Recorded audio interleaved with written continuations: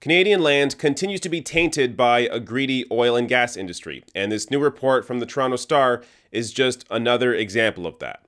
Trans Mountain spill is 48 times larger than the BC government first reported. The BC Ministry of Environment says the spill volume reported from the company's Darfield station north of Kamloops on May 27th has been revised to 4,800 litres, or about 1,268 gallons, from 100 litres. Now, how could the initial report be so wrong? So, the actual lowball of the estimate is built into how they report on these types of spills. It says 100 litres, or 26 gallons, is the minimum threshold under the company's spill reporting obligations. So that's why the ministry estimated 100 litres at the time. So, under the Canadian government's own regulation, Kinder Morgan doesn't have to report on any spills that are under 100 litres. So when a spill happens and they assume that it's over 100 litres, they can guess by what they see themselves so far. Instead of estimating that, oh, okay, maybe it's around, 2,000 litres, they simply go with the lowest possible number that they have to report. So they go with 100 litres. Now, here's a comment from Trans Mountain spokeswoman Ali Hounsell. Trans Mountain had not provided an estimate of the volume spilled, other than to confirm with regulators that it was over the reportable threshold until cleanup had sufficiently progressed to a stage where an accurate estimation could be provided, she said in an email. She says Trans Mountain is in the final stages of completing the cleanup. Now, understand what they're saying here. Their own spokesperson is saying that, oh yeah, that first number that we put out, yeah, that wasn't the real number. That was just that's how much we have to report, 100 litres, if there's a spill. So that's what we report. Okay, so if you were able to recognize that the spill was over 100 litres, so you had to report this spill, why can't you also recognize or estimate how much the spill actually was? So, do you get what I'm saying here? If this company can recognize that we spilled over 100 litres, why can't they recognize that they spilled over 1,000 litres? Or over 2,000 litres? Or over 3,000 litres? Why can they only report, oh yeah, it was over 100 litres? They do this so that when the initial story comes out, when it only gets reported that they spilled 100 litres, they hope that the future news of how much they actually spilled after the cleanup, they hope that gets buried. So they're never going to give you a fair estimation initially of how much the spill actually is because it makes them look bad. But they'll give you the low bar, the lowest possible bar they have, the regulation. You have to report at 100 litres. They'll give you that. But anything more, they will not tell you until this story is buried 2 weeks later. This is intentional. And the lack of regulation that the Canadian government has around oil companies has allowed this to take place. They've allowed oil companies to manipulate the news headlines because they allow them to just report 100 litres and not have to give you an actual fair estimation of how much they actually spilled. Now, there is some good news here, or as good news as you could possibly get in a story like this. So the spill was contained to the station property and no waterways were affected, the ministry said. But get this, 2 days later, Prime Minister Justin Trudeau announced the federal government will spend $4.5 billion to buy the Trans Mountain expansion and Kinder Morgan Canada's core assets.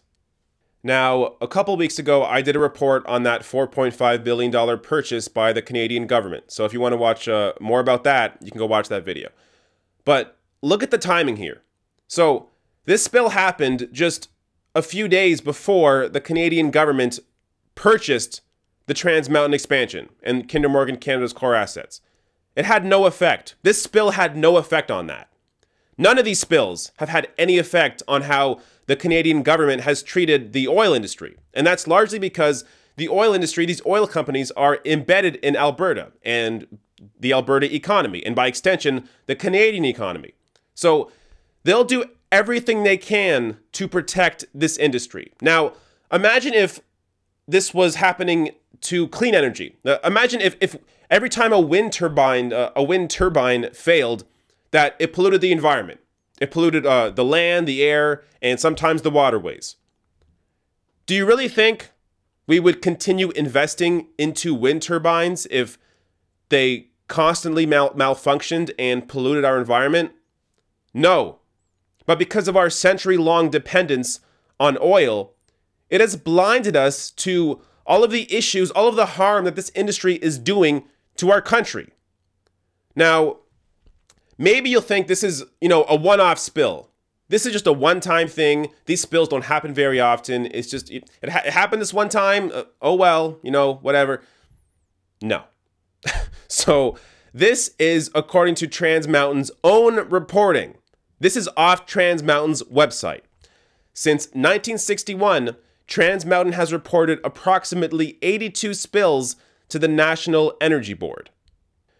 Okay, so a few things here.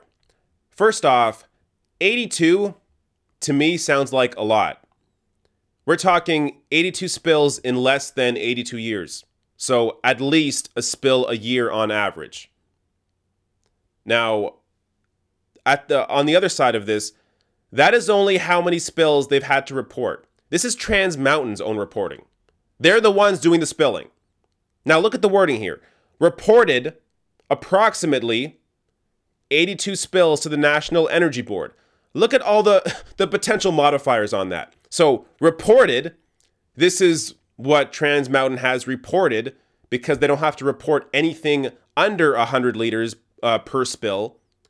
Approximately, I'm not sure why that's there. Maybe because they don't want to have to update the webpage every time there's a new spill. So they say approximately 82 to the National Energy Board. So again, this is what they only have to report. Now, we can imagine that there have been a lot more spills that have not hit the 100 liter threshold.